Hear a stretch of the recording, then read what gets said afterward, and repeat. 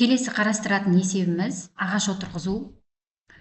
Бұл жерде туған жерге ағаш сыйла республикалық акциясы кезінде ағаш отырғызылған. Бұл жерде қатысқан топ саны 5 топ қатысқан. Осы 5 топтың ішіндегі ең көп ағаш отырғызған топ нешінші нөмірлі тұр? Соны біз нәтижеге шығаруымыз керек. Яғни 200 деген 200 ағаш отырғызған топ, ол бірінші номерлі, келесі екінші, үшінші, төртінші номерлі және бесінші номерлі. Бұл жерде төртінші номерлі топ көп ағаш отырғызған. Біз соны нешінші номерлі топ екенін нәтиже шығаруымыз керек. Ол үшін бізге қандай да бір n деген санды ала берейік.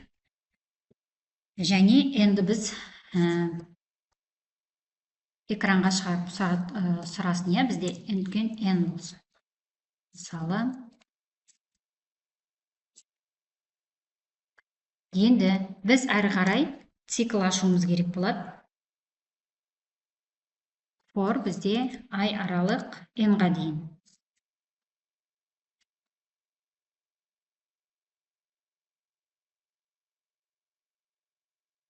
n-ға дейін.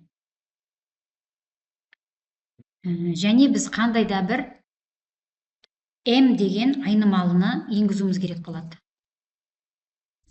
Бүтін сандарды қабылдайтын, яғни бұл осы топтағы элементтерді анықтайды.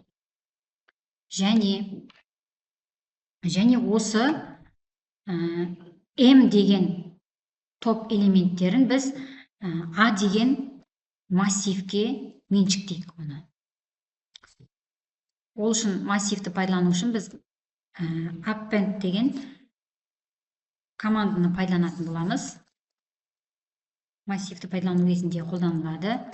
Осы m элементтерін A массивіне кірістірдік. Осы арқылы массив элементтерін жазып алдық.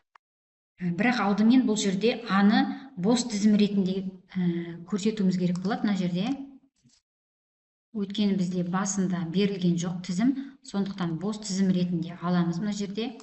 Енді әзірге осыны экранға шығарып көрейік.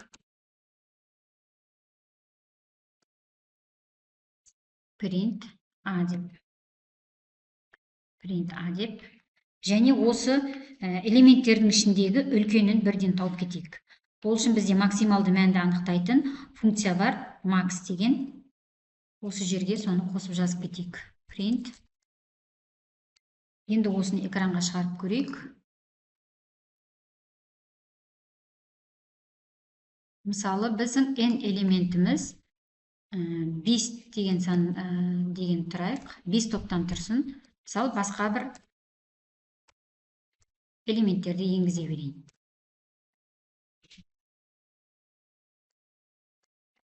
Бізде массивтің элементтерін шығарып берді және осы элементтердің ішіндегі ең үлкенін тауыпты. Енді біз осы есептің шарты бойынша енді осы үлкен элементтің біз тұрған орнын, яғни индексін анықтауымыз керек. Ол үшін бізде мынандай жолды жазсақ болады. Print, яғни индексті анықтайтын жолды. A массивінің индексін индекс сөзі арқылы, қызмет сөзі арқылы беруге болады. Және оның максимумын табамыз әрі.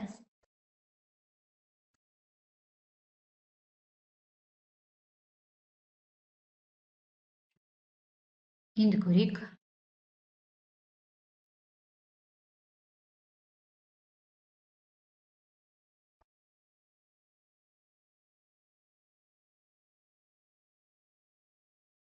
Оқулық бойынша енгізетін болсақ, бізде 5 топ бар.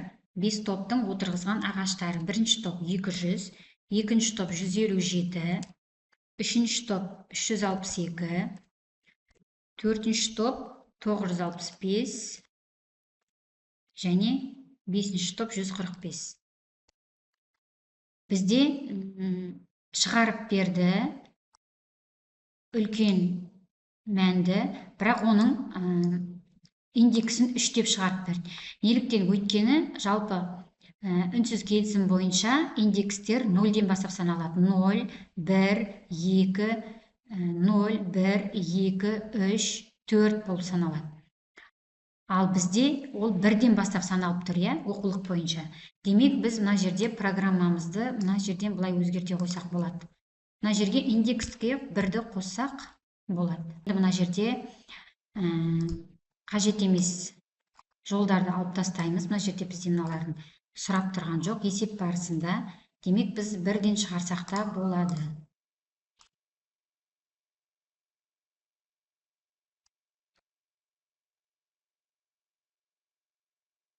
Екі жүз, 157, 362, 965 және 145. Міне, біз оқулық бойынша тек қана 4 деген санды нәтижені алдық.